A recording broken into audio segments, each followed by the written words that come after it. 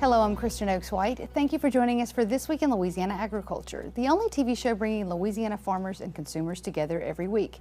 My partner, Avery Davidson, will join us in just a bit. Well, in mid-March, Louisiana farmers and ranchers were served up a frigid cold snap that lasted a couple of days. According to some weather data collected, temperatures dropped as low as 26 degrees in Winsboro, Louisiana. This week, TWILA's Karl Wiggers takes us to Franklin Parish to see how 3-week-old corn weathered the frosty weather. On a spring morning in Louisiana, a farmer never wants to wake up to this sight. But that's exactly what happened on March 20th in northeast Louisiana. With 2 days of freezing temperatures, a crop consultant, Hank Jones, feared a huge number of acres would need to be replanted. My biggest fear was that it was going to be a massive, many thousands of acres of event, that we had a lot of stand loss with corn and was going to prompt a lot of replants. And then you worry about, are we going to have enough replant seed to do that with? But fortunately, we didn't encounter that. While replanting was necessary for many fields, Jones says the impact to the crop could have been much worse, and the crop damage varied from field to field. Early on, we knew it was going to be probably a field-by-field event, and probably related to the planting date of the corn as well. Jones estimates around 10 to 20% of the corn acres had to be replanted. The timing of the frigid temperatures could be a blessing in that it left plenty of planting window for farmers to replant what's necessary and still have a chance to grow a corn crop. Here you can see the difference in corn planted before and after the freeze. We were still well within the planting window for corn, that we could still keep on, planting corn and not have to worry about being outside of a planting window. If this would have happened the first week of April, it would have been a different story. We may have had to convert some acres of corn into soybeans, but, for it happening at that point during the planting window, we were able to continue on with the corn crop. Honestly, just me looking back on records from previous years, we're probably still slightly ahead of the curve compared to a 5-year average. In Franklin Parish, I'm Karl Wiggers for This Week in Louisiana Agriculture. Now, it's hard to know the exact number of acres affected by the frost. According to the latest crop progress report from the USDA, more than 80% of Louisiana's corn crop is rated fair or good, and only 4% is considered excellent. 2023 is an important election year for Louisiana.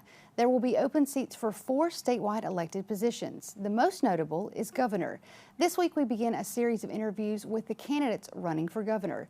To kick the series off, TWILA's Avery Davidson sat down with retired Secretary of Transportation Shawn Wilson. Kristen, it's great that all of the candidates for governor have agreed to come here on This Week in Louisiana Agriculture, and I'm so happy that we get to start it off with a good UL graduate from the Lafayette area. I'm talking about Dr. Shawn Wilson, who is the retired Department of Transportation and Development Director, or Secretary rather. Dr. Wilson, thank you so much for joining us on TWILA. Well, go Cajuns, and thank you, Avery. I'm excited to be here and looking forward to the discussion. Well, obviously your background for the last 16 years was at DOTD, 8 years as the head. Tell me a little bit more about your background, where you got your doctorate and everything Absolutely. else. So I'm originally from New Orleans, but I moved there from there in 1987 to go to USL and graduated with a degree in urban and regional planning. Met my wife there, who's from Marksville, Louisiana, grew up right there in Hickory Hill, and we decided to make Lafayette our home. So I've been in Lafayette since 1987. I have that degree from USL. And I also have a master's degree in public administration and a PhD in public policy, both from Southern University A&M College here in Baton Rouge. I will tell you, my background has always been in public service. My first job was at the Planning Commission in Lafayette. My second job was at the university. I was the assistant dean of students. If you were in a fraternity or sorority, you probably came to Dean Wilson's office. And then my third job was at the Louisiana Serve Commission, where we did a number of projects around the state with AmeriCorps and Learn and Serve America. Many of them were environmental. One of our signature programs was the Shreveport Green program in North Louisiana, where we planted thousands of trees all across the state of Louisiana, even in the wetlands. So my background there took me to the governor's office with Governor Blanco, a native of New Iberia, and a Koto actually, and been in her office for about 4 months and then moved over to the Department of Transportation. So I have a pretty long career at DOTD. I've worked there longer than any other place I've worked. And I started off as an executive. I was a confidential assistant to the secretary and then chief of staff, having worked under a Democratic governor, a Republican governor, and then a Democratic governor. Thought well enough of me and my service to make me secretary. And it's been an honor to have stepped away after 7 years, 7 years and some months. And believe it or not, the tenure of being secretary is only 3 years. Wow. I was the 9th longest serving secretary in the country, rose to be president of the National Association, the first one from Louisiana.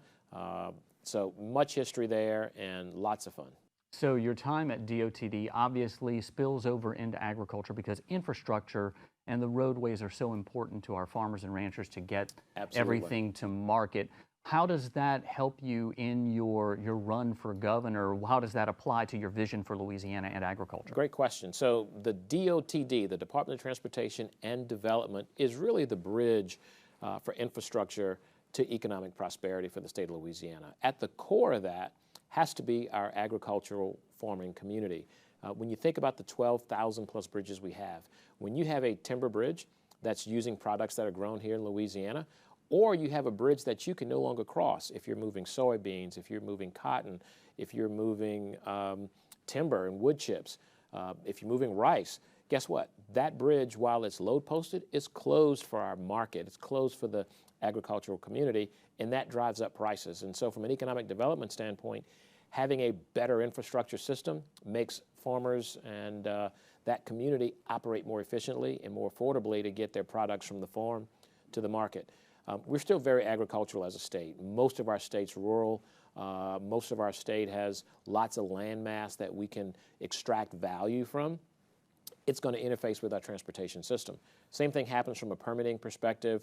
They contribute to helping pay for that. And we've had a long, wonderful relationship, not just with the Farm Bureau community, but also with the individual associations, whether it's the rice farmers or the timber growers. All of those different smaller groups all work very well with the department and have a very rich history. How is that going to play into your campaign and into your plans to be governor? So I will tell you, as a candidate for governor, I know firsthand the difficulties of what that industry is facing. I know where the margins are. I understand the impact that policies and procedures have. We've worked to resolve legislative differences. I also know that it's important to be an advocate to help grow that industry here in the state of Louisiana. So as governor, you have a voice in the halls of Congress, working with the National Farm Bill and other types of initiatives in Washington to bring resources here to Louisiana. I also know firsthand that the natural disasters that we've seen have been devastating for a large number of our crops and farmers. We can then help finance and fund resources to help them develop that and to recover from that, and working with the Commission of Agriculture. The last thing I'll tell you is I think it's going to be important as a governor to be on the front end of how do you deploy technology? How do you deploy innovative solutions like how do you grow hemp and make it more profitable? How do you value the billions of dollars that are extracted from our agricultural land, our processing and our production process, to be able to bring more jobs, to create more wealth, more value? And look, congratulations to Farm Bureau for helping sustain that industry with insurance and all of the practices and services that you provide for this community. Farming is no different than what we have in Louisiana. We got the 4 F's, the food, the families, the fun, and we've got farming. I think it's important for us to think about it from a workforce perspective. How are we going to ensure that we maintain our reputation, we maintain our position as a leading agricultural producing state? And so as governor, I understand this business. I am not a farmer, but I grew up growing milletons and tomatoes and bell peppers with my grandmother. Going into Lafayette, I learned a little bit more about the crawfish industry and what's happening. Of course, we all know what we get out of our water and what we get off of our land in terms of rice and corn and soybeans and the things that we ship. Pulling on my time as Secretary of Transportation, one of the things I'm most proud of is finally, after decades, we've deepened the river to 50 feet along the Mississippi River. It was myself and Governor Edwards that worked with the National Soybean Association that actually contributed to us, because the vast majority of what they're going to ship has to come down the river. And if we can get larger vessels, bigger vessels to get into the global market, guess what? That's more that they can produce. That is applying practices of economic development and making sure our investments are real and meaningful, that we have not seen perhaps in a long time.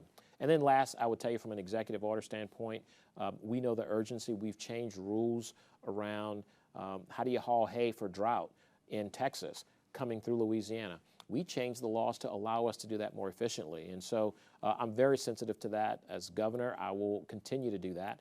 And I'm very proud of the relationship that we've had thus far. Now, we also have to talk a little bit about the political side of this campaign. You were the lone Democrat so far to come out in this race.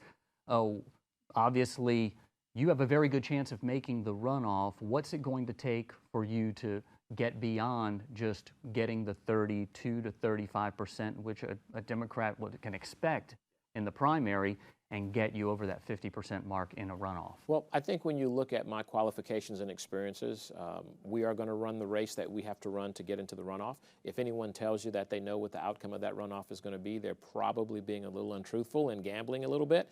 But I think our path is very clear for us what we have to do. We have to continue to govern and be viewed as a bipartisan solution, because we have been. That's the kind of official, that's the kind of executive I've been, and that's exactly the kind of governor I'll be. I said in my opening video, I'll build bridges and not burn them. I want to build bridges across all of the divides of our state so that we all can cross to a more prosperous future for Louisiana. And I think that's going to resonate with citizens. We're going to put Louisiana first. We're going to not just invest in urban areas, but we're going to invest in rural areas. If you think about the success of what we've accomplished and what my record will show compared to others, our investments have been slightly tilted, believe it or not, to the rural communities. Look at the NFA Roads project. Look at the Rural Bridge project that we allocated $300 million for in my last year out of the bipartisan infrastructure law. Look at how we have invested in off-system bridges. You will see someone who's worked in rural communities all across the state of Louisiana. We've got 16,000 miles. I'm no stranger to those communities. It's been a very bipartisan approach for me, and it's been successful. We've done things. You know, I can show you a project right now. This is heavy infrastructure, but the 3241 corridor, it's a 30-plus mile project that was there to benefit the timber industry, a large part of it that's no longer there, that's struggling. We see the exodus in our rural communities. We understand if we build roads to bring businesses, we have an opportunity to restore that. And so that's going to be our path to victory, is being bipartisan, being the most qualified and capable candidate, having demonstrated over 25 years of excellent service without the issue of unethical behavior or challenges or not being able to work with people. Republicans, Democrats, independents, urban and rural. I've worked with mayors. I've worked with parish presidents. I've worked with DAs and police chiefs. I've worked with the truck driving community. I've worked with farmers. I've worked with the sugarcane industry. I've worked with the timber haulers. You name it. We've got a successful relationship. Not one that we always agree, but one that we can always work toward a solution that's going to put Louisiana first. Oh, Dr. Wilson, I know that you are a raging Cajun who is definitely going to put everything into this race. Thank you so much for joining us on this. Thank you for having me, Avery. I appreciate it. My pleasure. He is Dr. Sean Wilson.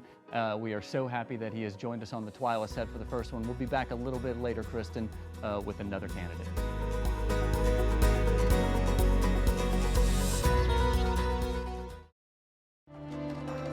I'm a steward of the land. I am growing a better future. I am feeding the world. I'm making the world a better place. I am resilient. I'm essential, and I'm still farming. I am essential. I am still farming. I am resilient. I am essential. I am still farming. No matter what happens, we are still farming.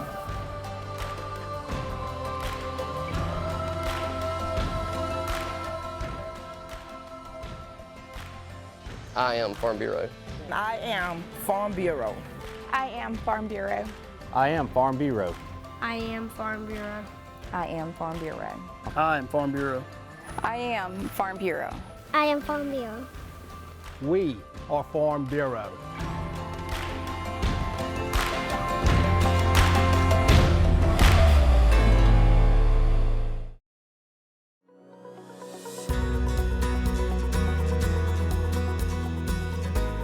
So far, there are 5 Republicans, 1 Democrat, and 1 independent running for Louisiana governor. You just heard from the lone Democrat, Sean Wilson. Now, TWILA's Avery Davidson sits down with independent candidate Hunter Lundy.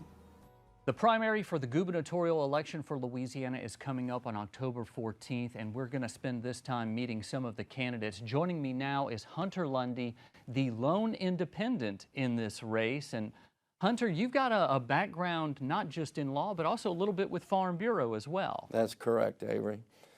When I was my third year of law school in Mississippi, I had a job offer to go to work for the legal department for Southern Farm.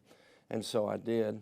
And I had a lot of life experiences, a lot of great things. But I was the law clerk for the general counsel for Southern Farm. And they offered me a job, but I got a job offer to work for a federal judge when I finished, so I moved to Biloxi and worked there. And then I moved back to Lake Charles, where I was from, after I finished my law clerkship. And when it comes to politics, you've only got one other real foray that you've done, and that was back in 1996 whenever you ran against Chris John for Congress. So how did you go from one-time political entrant to that race to now wanting to run for governor? I was very young in 1996, and I kind of ran for the wrong reasons. I ended up being a single dad and having to raise my youngest son, which today he's a ship captain. He's got a degree from Tech and one from A&M, and he's a mariner. And so I never thought about politics again. I went back. I was the CEO of the law firm, a small businessman, and you know, we operated out of 4 states. And so I just never thought about it again. You know, my mother's 91, doing well, living independently, and I've got pretty good genes. And so at the end of 2021, I knew I was going to quit practicing law. And so I've seen the state of the affairs in the state and in the nation, and my heart has always been to help people. I'm just a guy about the people. And so my call has not ended to help people. So I told people I'm leaving the courthouse and I'm going to the Capitol. And so that's why I'm running this. And there's a lot to be done. There's a lot that can be done. You know, we have some real serious issues in this state. You know, crime, poverty, education, all of those things, which I believe I have it in my heart and in my mind to attempt to fix. What in your background and law practice kind of gives you some insight to being a good governor if you were to win? And also, what are some of the higher profile cases you've worked on? Well, my last case that I worked on was that was a higher pro. I was one of 6 lawyers appointed by the federal judge in California to go after Roundup, because Roundup had caused non-Hodgkin's lymphoma for many of our farmers, crop dusters, people, landscape artists all around the country. It was kind of a signatory disease to an excess exposure. And anytime you get involved in a herbicide or a chemical case like that, it's always about the dose, and it's always about, did they adequately warn the user what the potential harm could be. And so that was kind of a big case, you know, and they came to the table, and after we tried 3 cases and won them, and they resolved the cases for a lot of people, most all of my Louisiana clients. So that was a case. Now, my grandfather was a farmer. You know, I came from a grandfather who was a rice farmer. So we, you know, one of the cases I was involved in years ago was the suit for the crawfishermen. You know, when a product made its way into the rice field that wasn't properly field tested by the manufacturer, and it killed hundreds of thousands of acres of crawfish because they didn't know that we co-cropped rice with crawfish at the time. So that was a case that, you know, gives me a heart that I have for the agricultural community. And so, yeah, I mean, after the BP oil spill, our law firm was appointed, and my younger brother took the role to prosecute British Petroleum for the Deepwater Horizon that killed 11 people and damaged hundreds of thousands of small businesses, including shrimpers and oystermen and so forth along the coast. So those are, if you ask me about high-profile cases, those cases are high-profile cases. At the same time, I've represented contractors, and I've tried all blowout cases for all companies, and I've defended doctors, I've defended lawyers, and my father was in the maritime business, so I represented stevedores and push boat companies, and early in my career I represented Conoco Inland Marine. So that's kind of been a 40-plus year practice of law. And so I've been blessed. I thank God for it. And but you know, I do believe I'm equipped. You know, I've jokingly said I got the most gray hair of any of the candidates. And you know, wisdom does trump understanding and knowledge. I don't go looking for a fight like some of the candidates might, but I'm always ready to fight. And so I can stand up for the people of Louisiana. And so I've proven that throughout my career. I mean, I'm tenacious, I'm God-fearing, and so these things are important. And, you know, I've always surrounded myself with smart people, good people. You know, you're only as good as the people that work for you, or work with you in my case. And they're smart. I mean, I've got one lawyer that I hired, and we practiced law together for years. We handle cases. He's a federal judge today. I've got another former partner who's a state court judge who may end up being a Court of Appeals judge. So we've always hired smart people that done good. So I've been blessed. So, and I indicated I had an office in Jackson, Mississippi for 25 years, and one in Houston, Texas for 15, one in Fayetteville, Arkansas. Generally, the one in Jackson and the one in Houston, they were just general offices like the one we had in Lake Charles. We always ran the firm principally out of Lake Charles. But we had a project-related office in Fayetteville, Arkansas. So that's kind of what we've done. I've made the point in other forums with the gubernatorial candidates. I'm the guy who's signed the front side of a check for 36 years. So I understand small business. I understand how to run. I mean, one time we had an operating overhead between $400,000 and $500,000 a month. So I think I can be, you know, a governor that governs, that doesn't try to rule, but tries to govern. And so, and my relationship with the farming community is important to me. Yeah, that's what I was going to ask you about is, you know, you've got an understanding of agriculture from your upbringing. You have an understanding of Farm Bureau because of your work with Southern Farm Bureau Life. Tell me a little bit about how that would play into your vision for Louisiana's future. What role would agriculture and Farm Bureau play into it? Well, in a forum the other day, I listened to one of the candidates castigate another candidate because of the role that he played in with a former governor on capital outlay, and walked about, you know, how the former governor walked around with a baseball bat with his chief of staff and threatened people about capital outlay. And the candidate that was making the comment was saying it was corrupt. Well, it's not corrupt. And it all depends on who the leadership is. And the example is, we have a new, it's called the South Louisiana Rail Facility in Southwest Louisiana that's just going gangbusters. They got together, 200 and some odd farmers got together. They formed an LLC. They got with the governor's office, and they got capital, $5 million of capital outlay that was sent to the Jeff Davis Parish. And they got together with Mike Strain, the Commissioner of Agriculture. They got the financing, and then they built a facility that went from a $5 million outlay to sending $50 million a year of cargo out of the Port of Lake Charles. Now they're sending it to the whole Western Hemisphere. They're sending it by rail, by barge, so forth. And it's opened up to where businesses from other states, of course, the state owns this property where this is going on. It started with $5 million of capital outlay. It started with a governor who worked with a commissioner of agriculture who worked with a group of businessmen, and they didn't care whether they were an R or a D. They were like me. They cared for the people of Louisiana. So this South Louisiana Rail Facility has brought hundreds of jobs.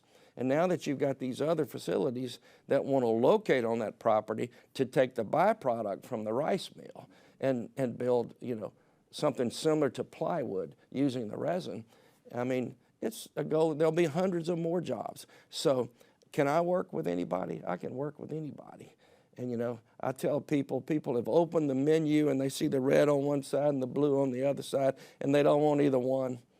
They want somebody who can work with anybody, and that's why I'm an independent. Whenever you decided in 21 to leave your law practice, is that when you decided that you were going to run for governor this go-round? Was that when that decision came to be, and what message do you have for our viewers on why they should go with what's in the middle of the menu, not on either side? Well, you know,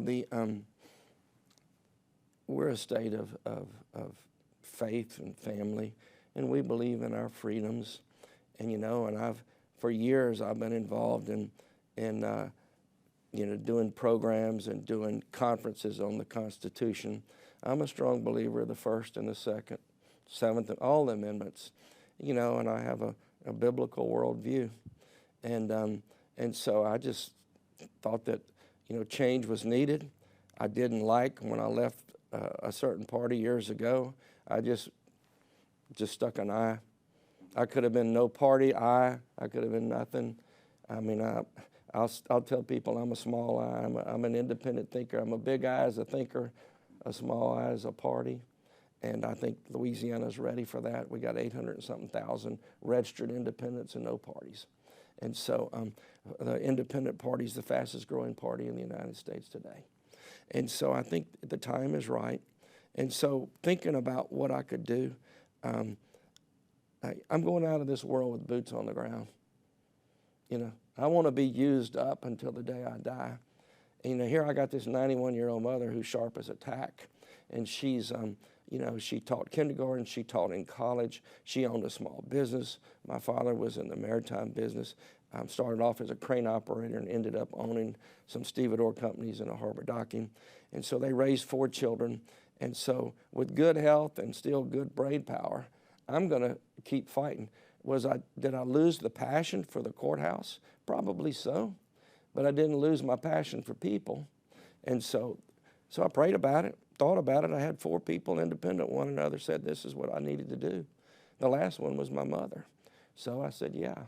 And she told me that my grandfather, when I was a little boy, my grandfather was the rice farmer, said she said, prophesied over me that I'd be the governor one day. I said, well, I think he's just a proud grandfather. I'm not sure if it was prophecy, but I'm doing it, and I'm on this journey, and so it's a nonstop. I still have the work ethic in me that what it takes to run a race like this, and so I don't know if that answers your question, Avery, completely, but I knew I was leaving the law, and now I had branched out. We've built apartments and condos and made investments over the years. I've been a small businessman as well as a lawyer, but my wheelhouse has probably been the law. October 14th is not terribly far away. There are 7 candidates. Obviously, there's going to be a runoff with that many candidates. What's it going to take for you to be able to be one of the 2 in that runoff? If the voters listen to me, and I think if they know my heart, and if they know that my mind and my heart is in this job, and I don't need the job. I don't need a title. I don't need any power. I don't need any money. I don't need anything. But my call is to help people. I'll be the best governor Louisiana ever had, because I'll be tenacious and I'll know what people desire and what they want, because I've spent a year listening. And I've been all over the state. I've been in between 40 and 50 churches over the last year, and I'll continue to visit every church that allows me to visit, allows me to speak, whatever they allow. So I don't, including this past Sunday. And then I spoke to a crawfish ball. I mean, crawfish is such a big agricultural industry in this state now. I mean, it's $475 million worth of revenue to this state. And so I've lived through a lifetime, and I introduced some fraternity brothers at Millsaps College to crawfish a long time ago. And so today it's an industry everywhere. So it's going to just take people listening and knowing that I mean what I say, and I'm an actor. I mean, when I say I'm going to do something, I do it, and I'm pensive in a sense that I listen to people. I wait, waiting on the Lord is an important thing to do. And so you wait to know that this is the right thing to do, and then you do it. And so Louisiana, I mean, we're the best state in the land, as the song used to go, where they grow the sugar cane so grand, the Mississippi flows into the sea. That's for you and me. You just ought to see the waving fields of corn. So there's an old song about Louisiana, and that's so true. We're the most industrious people. We're a people of faith. We're a people of culture. Right now, we're a state of poverty, and I am going to tackle that. You take crime, education, and poverty. You fix one, you fix the other. You fix 2, you fix all 3. We can do that, and I'm standing on that belief. Well, I appreciate your tenacity. Hunter Lundy, independent, running for the governor's office. I appreciate you taking time to be on the This Week in Louisiana Avery, Agriculture thank set. you so much for your time. I appreciate it. Anytime, thank you. Coming up on TWILA, we tour a Northwest Louisiana farm with the Louisiana Women in Agriculture Group. Stay with us.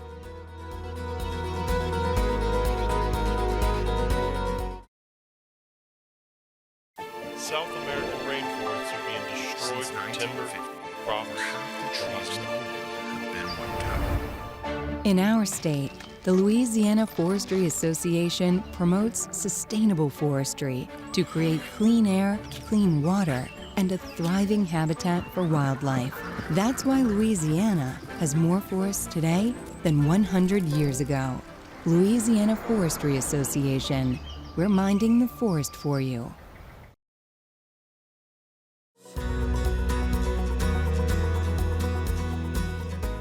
Crawfish season is in full swing, and with the spring weather, it's a perfect time to go out and buy some for a picnic or a boil in your own backyard.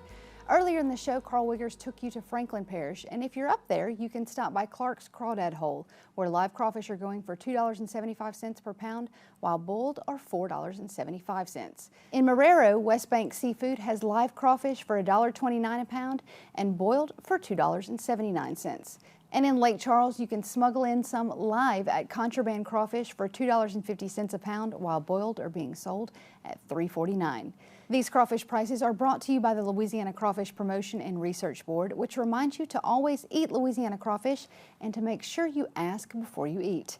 Well, it's come to the end of our show and time for our weekly boost. This week, TWILA's Breann Hendrickson goes on a tour where our dinner might come from tonight.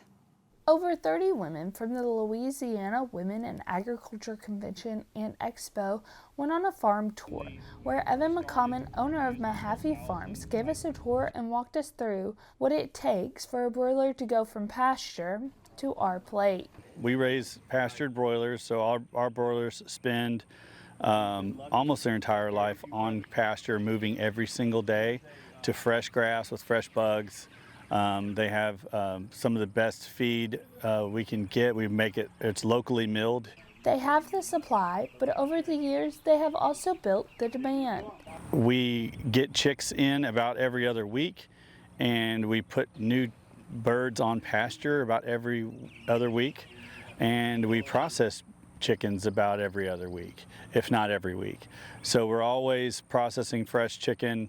We sell to some local restaurants and some restaurants all over the state. Mahaffey Farms has found a way to not only supply the demand of the restaurants, but also the local consumer. We also do a home delivery into Shreveport, Bossier, and Minden. So you can go to our website, cultivate318.com. You can place your order and we will deliver it to your house on Tuesdays or Thursdays. So we offer as many conveniences as we can muster for our customers.